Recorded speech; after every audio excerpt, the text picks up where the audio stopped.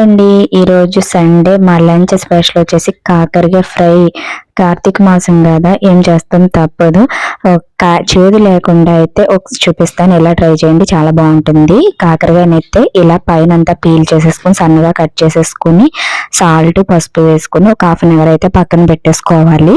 So కొంచెం అయితే చేదు ఉంటుంది, వాటర్ తీసేసుకోవాలి. బట్ మనం లైఫ్ లో చాలా చేతులు చూస్తాం, ఇది ఒక లెక్క చెప్పండి. మనకి బాడీకి మంచిది అన్నప్పుడు అప్పుడప్పుడు తినొచ్చు.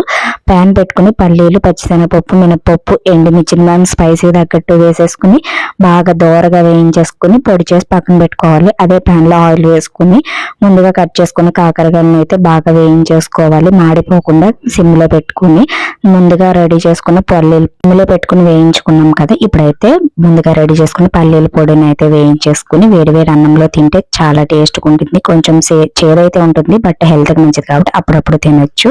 సో కమ్మగా బాగుంటుంది. వీడియోని